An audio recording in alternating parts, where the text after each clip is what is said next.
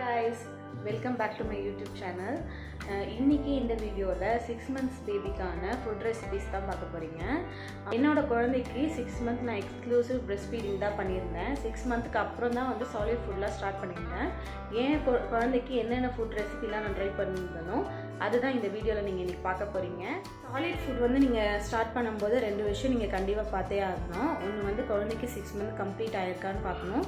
Second வந்து அவங்களுக்கு தலை வந்து கம்ப்ளீட்டாக நின்று இருக்கான்னு பார்க்கணும். இது ரெண்டுமே கரெக்டாக இருந்ததுன்னா நம்ம வந்து ஃபுட்டு கொடுக்க ஸ்டார்ட் பண்ணிடலாம். இன்னொன்று வந்து ரொம்ப ஃபோர்ஸ் பண்ணியும் கொடுக்கக்கூடாது. குழந்தைங்க வந்து ஒரு நாளைக்கு 1 ஸ்பூன் சாப்பிட்டா கூட போதும், அதிகமாக சாப்பிட்ணுன்னுலாம் நினைக்கக்கூடாது. அதே மாதிரி ஒரு ஃபுட்டு நீங்கள் ட்ரை பண்ணுறீங்கன்னா ஒரு நாள்லேருந்து 3 நாள் வரையும் அதை வந்து ட்ரை பண்ணுங்கள். அப்போ தான் உங்களுக்கு வந்து அந்த டேஸ்ட் பிடிக்கும். மற்றபடி எடுத்ததும் வந்து ஃப்ரூட்ஸ் கொடுத்துடலாம், ஆப்பிள் கொடுக்கலாம், பனானா கொடுக்கலாம்லாம் வேண்டாம். ஃபஸ்ட்டு எடுத்ததும் வந்து வெஜிடபிள்ஸ், ரைஸ் அந்த மாதிரி கொடுத்தாலே போதும். 6 monthக்கு வந்து ரொம்ப கொஞ்சம் லிக்விடாக வந்து நம்ம ரைஸ் கஞ்சிலேருந்தே ஸ்டார்ட். 2 வாரத்துக்கு வந்து இந்த சாலிட் ஃபுட் வந்து ஒரு வேளை கொடுங்க. அதுக்கப்புறம் 2 weeks, 3 weeks, 4 weeksலாம் வந்து 2 வாட்டி 3 வாட்டி அப்படி கொடுத்தாலே போதும். அவங்களுக்கும் ஒரு வயிறு ஃபுல்லாக ஆகிடும். குழந்தைங்களுக்கான சாலிட் ஃபுட்ஸ் என்னென்ன ரெசிபின்றதை பார்க்கலாம். Let's get into the video. குழந்தைங்களுக்கு ஃபஸ்ட்டு ஃபுட்டு கொடுக்கும்போது நம்ம அரிசியிலேருந்தே ஆரம்பிக்கலாம். அரிசி கஞ்சி கொடுக்கறதுனால குழந்தைங்களுக்கு ஈஸியாக டைஜஸ்ட் ஆகும், அவங்க மெட்டபாலிசத்துக்கும் நல்லது, கான்ஸ்டிபேஷன் இல்லாமல் பார்த்துக்கும். இதில் நிறைய விட்டமின்ஸ் அண்ட் மினரல்ஸ் இருக்கிறதுனால குழந்தைங்களுக்கு ரொம்பவே நல்லது. இந்த அரிசி கஞ்சி பண்ணுறதுக்கு ஃபஸ்ட்டு ஒரு 2 டேபிள் ஸ்பூன் அரிசி எடுத்துக்கிட்டு அதை நல்லா வாஷ் பண்ணிக்கிட்டு இந்த மாதிரி ஏர் ட்ரை பண்ணிக்கிட்டேன். நல்லா க்ளீனான டவல் யூஸ் பண்ணி அரிசியை ஏர் ட்ரை பண்ணி எடுத்துக்கிட்டேன். இந்த மாதிரி நல்லா உதிரியாக ஆன பிறகு அதை சும்மா ஒரு கடாயில் போட்டு 2 to 5 minutes வந்து நல்லா வறுத்து எடுத்துக்கலாம். அதாவது அது அரிசியோட அரோமா வெளியே வர வரைக்கும் நம்ம வறுத்துக்கிட்டாலே போதும். லைட்டாக கலர் சேஞ்ச் ஆகும். இந்த அளவுக்கு நல்லா வறுத்து எடுத்த பிறகு அதை ஆற விட்டு மிக்சியில் போட்டு நல்லா ஃபைன் பவுடராக அரைச்சி எடுத்துக்கணும். அரைச்ச பிறகு நம்ம வந்து ஒரு முறை ஃபில்ட்ரு பண்ணாலும் பண்ணிக்கலாம். பண்ணி எடுத்துக்கிட்டு ஒரு ஸ்பூன் அரிசி மாவுக்கு வந்து நம்ம 1 டம்ளர் தண்ணி எடுத்து நல்லா மிக்ஸ் பண்ணிக்கலாம். கட்டி இல்லாத அளவுக்கு நல்லாவே மிக்ஸ் பண்ணிக்கணும். மிக்ஸ் பண்ணிவிட்டு நம்ம வந்து ஸ்டவ்வில் வச்சு ஒரு 5 to 7 minutes ஆகும்னு வச்சுக்கோங்களேன். அது வரையும் நல்லா வந்து கலக்கி விட்டுட்டே இருந்தோம்னா, கைவிடாமல் கலக்கிக்கிட்டே இருக்கணும். கலக்கிட்டே இருந்தால் ஒரு திக்கான கன்சிஸ்டன்சி வரும். அந்த ஸ்டேஜில் வந்து எடுத்து நம்ம பவுலில் ஊற்றிக்கிட்டு ஆற வச்சு குழந்தைங்களுக்கு கொடுக்கலாம். அதுவும் இல்லாமல் இதுக்கு பதிலாக வந்து நம்ம அரிசி வடித்த தண்ணி இருக்குது பார்த்திங்களா, சாதம் வடித்த கஞ்சி தண்ணி, அது கூட குழந்தைங்களுக்கு கொடுத்து ட்ரை பண்ணலாம். ரொம்பவே நல்லது. நியர் வரையும் பேபிங்களுக்கு சால்ட் சேர்க்கணுன்னு எந்த அவசியமும் இல்லை. நெக்ஸ்ட்டு நம்ம ராகி பால் கஞ்சி தான் பார்க்க போகிறோம். இந்த ராகியில் வந்து நிறைய விட்டமின்ஸ், கால்சியம், நம்ம குழந்தையோட வெயிட் கெயினுக்கு ரொம்பவே நல்லது. மினரல்ஸ், ஃபைபர், ப்ரோட்டீன் எல்லாமே இருக்குது. இந்த ராகி கஞ்சி பண்ணுறதுக்கு ஃபஸ்ட்டு ஒரு 2 டேபிள் ஸ்பூன் ராகி எடுத்துக்கிட்டு நல்லா 2 முறை 3 முறை வாஷ் பண்ணிவிட்டு மினிமம் ஒரு 4 to 5 hours ஆகுது ஊறணும். ஊறின பிறகு அதை எடுத்து ஒரு மிக்ஸி ஜாரில் போட்டு நல்லா வந்து அரைச்சிக்கணும். அரைச்சிட்டு அதை நல்லா ஃபில்ட்ரு பண்ணி எடுத்துக்கணும். ஒரு 2 times கூட நம்ம ஃபில்ட்ரு பண்ணி எடுத்துக்கலாம். அந்த பால் எடுத்துக்கிட்டு நம்ம ஒரு பாத்திரத்தில் வந்து அதை ஊற்றிக்கணும். ஊற்றிட்டு ஸ்லோ ஃப்ளேமில் வச்சு நல்லா அதை வந்து மிக்ஸ் பண்ணிகிட்டே இருக்கணும். ஏன்னா வந்து எந்த ஒரு லம்ஸும் வந்துடக்கூடாது. உடனே வந்து இது பார்த்திங்கன்னா கட்டி ஆகிடும். ஒரு 2 to 5 minutes தான் ஆகும் இது வந்து நல்லா பாயில் ஆகிறதுக்கு. அதனால் நம்ம வந்து கைவிடாமல் கலக்கிக்கிட்டே இருக்கணும். நல்லா கலக்கிட்டே இருந்தால் திக்கான கன்சிஸ்டன்சி வரும். அந்த ஸ்டேஜில் வந்து நம்ம இறக்கிக்கலாம்.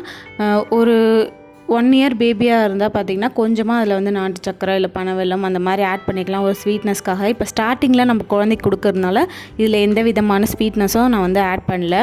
அதே மாதிரி கீயும் வந்து நீங்கள் வந்து ஸ்டார்டிங்கில் 6 மாதத்துலேருந்தே கொடுக்க வேண்டாம். ஏன்னா இதுவே வந்து ஃபஸ்ட்டு குழந்தைங்களுக்கு டைஜஸ்ட் ஆகணும். அதுக்கப்புறம் ஒரு 7 monthsக்கு அப்புறம் வந்து நம்ம வந்து கீ ஆட் பண்ணிக்கலாம். ஏன்னா வந்து ஸ்டார்டிங் எடுத்ததுமே கீ ஆட் பண்ணணும்னு அவசியம் கிடையாது. குழந்தைங்களோட வெயிட் கெயினுக்கு இது ரொம்பவே வந்து ஹெல்ப்ஃபுல்லாக இருக்கும். அதே மாதிரி நிறைய கால்சியமும் இருக்கிறதுனால குழந்தைங்களோட போன்ஸ்க்கும் வந்து ரொம்ப நல்லது. ட்ரை பண்ணி பாருங்கள். நெக்ஸ்ட்டு ஆப்பிள் பியூரி தான். ஆப்பிளில் வந்து பார்த்திங்கன்னா நிறைய vitamin C, antioxidant, fibre, weight கெயினுக்கும் பிரெயின் ஹெல்த்துக்கும் ஈஸியாக குழந்தைங்களுக்கு டைஜஸ்ட் ஆகிறதுக்கும் ரொம்பவே நல்லது. ஆப்பிளை வந்து இந்த மாதிரி குட்டி குட்டியாக கட் பண்ணிவிட்டு நல்லா வேக வச்சு எடுத்துகிட்டு மிக்ஸி ஜாரில் போட்டு நல்லா பியூரி மாதிரி பண்ணி எடுத்துக்கணும். நெக்ஸ்ட்டு வந்து கேரட் பியூரி எப்படி பண்ணுறதுன்னு பார்க்கலாம்.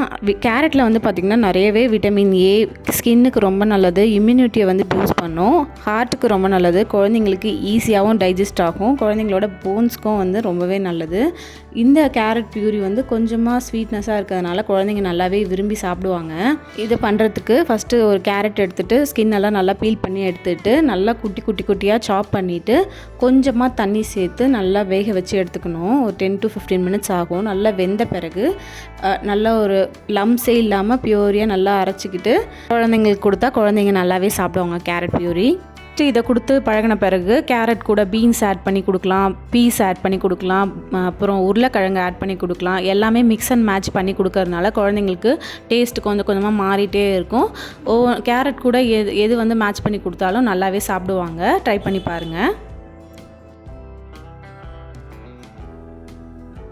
நெக்ஸ்ட்டு பீட்ரூட் பியூரி எப்படி பண்ணுறதுன்னு பார்க்கலாம். பீட்ரூட்டில் பார்த்திங்கன்னா குழந்தைங்களுக்கான நிறைய இம்யூனிட்டிக்கு ரொம்பவே யூஸ்ஃபுல்லாக இருக்கும். பிளட்டை வந்து கிளென்ஸ் பண்ணுறதுக்கும் ஸ்கின்னுக்கு ரொம்பவே நல்லது. அப்புறம் குழந்தைங்களுக்கு தேவையான எனர்ஜிக்கும் வந்து பீட்ரூட் பியூரி ரொம்பவே நல்லது. இந்த பீட்ரூட் பியூரி பண்ணுறதுக்கு ஃபஸ்ட்டு குட்டியாக வந்து ஒரு ½ பீட்ரூட் எடுத்து நான் குட்டியாக சாப் பண்ணி எடுத்துக்கிட்டேன். சாப் பண்ணிவிட்டு கொஞ்சமாக தண்ணி ஆட் பண்ணி நல்லா வேக வச்சு எடுத்துக்கிட்டேன். நீங்கள் இந்த வெஜிடபிள் தான் வந்து தண்ணி ஊற்றி இப்படி தான் வேக வைக்கணும்னு அவசியம் இல்லை. நீங்கள் ஆவியில் கூட ஸ்டீம் பண்ணியும் வந்து வெஜிடபிள்ஸ், ஃப்ரூட்ஸ் எல்லாமே வேக வச்சும் எடுத்துக்கலாம். நல்லா பியூரி ஆன பிறகு இதை வந்து குழந்தைங்களுக்கு கொடுக்கலாம். நல்லாவே சாப்பிடுவாங்க, டேஸ்ட்டாகவும் இருக்கும். பீட்ரூட் கொஞ்ச நாள் இந்த மாதிரி ட்ரை பண்ணிவிட்டு கூட நெக்ஸ்ட் வந்து பீட்ரூட் கூட கேரட்டும் மிக்ஸ் பண்ணி கூட கொடுக்கலாம். நெக்ஸ்ட்டு வந்து பனானா பியூரி. பனானாவில் பொறுத்தவரையும் பார்த்திங்கன்னா நிறைய ஃபைபர் கண்டென்ட், ஆன்டி ஆக்சிடென்ட், குழந்தைங்களுக்கு ஈஸியாக டைஜஸ்ட் ஆகவும், எனர்ஜி வந்து குழந்தைங்களுக்கு தேவையான எனர்ஜி கொடுக்கவும், மசில் ஃபங்க்ஷனுக்கும், மெயினாக வந்து கான்ஸ்டிபேஷன், இந்த மாதிரி சாலிட் ஃபுட் கொடுக்கும்போது குழந்தைங்களுக்கு கான்ஸ்டிபேஷன் நிறையவே இருக்கும். கான்ஸ்டிபேஷனுக்கு இது ரொம்பவே நல்லது. நல்ல பழுத்த பனானாவாக எடுத்துகிட்டு அதை நல்லா மிக்சியில் போட்டு அரைச்சிட்டு இந்த மாதிரி கன்சிஸ்டன்சியில் கொடுத்து பாருங்கள். இதுவே நீங்கள் நேந்திர பழம் அந்த மாதிரி கொடுக்குற மாதிரி இருந்தால் வேக வச்சு தான் கொடுக்கணும் ஸ்டார்டிங்கில். நெக்ஸ்ட்டு வந்து பொட்டேட்டோ பியூரி. பொட்டேட்டோ வந்து குழந்தைங்களுக்கு ஈஸியாக டைஜஸ்ட் ஆகும், வெயிட் கெயினுக்கும் நல்லது, நிறைய fibre content, vitamin A, vitamin C, vitamin B6 இருக்கிறதுனால குழந்தைங்களுக்கு ரொம்பவே நல்லது. இந்த பொட்டேட்டோ பியூரி பண்ணுறதுக்கு ஃபஸ்ட்டு குட்டியாக சாப் பண்ணி பொட்டேட்டோவும் நல்லா வேக வச்சு நல்லா மேஷ் பண்ணி அரைச்சி எடுத்துக்கிட்டேன். இந்த மாதிரி கன்சிஸ்டன்சியில் குழந்தைங்களுக்கு கொடுத்தா நல்லாவே சாப்பிடுவாங்க. இதுக்கப்புறம் வந்து பொட்டேட்டோ கூட நீங்கள் பீஸு, கேரட்டு, பீன்ஸு அந்த மாதிரி எல்லாமே மிக்ஸ் பண்ணி கொடுக்கலாம். நெக்ஸ்ட்டு வந்து ஸ்வீட் பொட்டேட்டோ பியூரி. ஸ்வீட் பொட்டேட்டோவில் நிறைய விட்டமின் ஏ, சி, ஸ்கின்னுக்கு ரொம்ப நல்லது, ஐஸ்க்கு ரொம்ப நல்லது, இம்யூனிட்டி பூஸ்ட் பண்ணுறதுக்கும் ரொம்ப நல்லது, வெயிட் கெயினுக்கு, குழந்தைங்களுக்கு ஈஸியாக டைஜஸ்ட் ஆகிறதுக்கு ஸ்வீட் பொட்டேட்டோ ரொம்பவே நல்லது. இதையும் குட்டியாக சாப் பண்ணிவிட்டு கொஞ்சமாக தண்ணி ஊற்றி நல்லா வேக வச்சு எடுத்துக்கிட்டேன். நல்லா அரைச்சிட்டு இந்த மாதிரி கன்சிஸ்டன்சியில் குழந்தைங்களுக்கு கொடுத்தா குழந்தைங்க நல்லாவே சாப்பிடுவாங்க.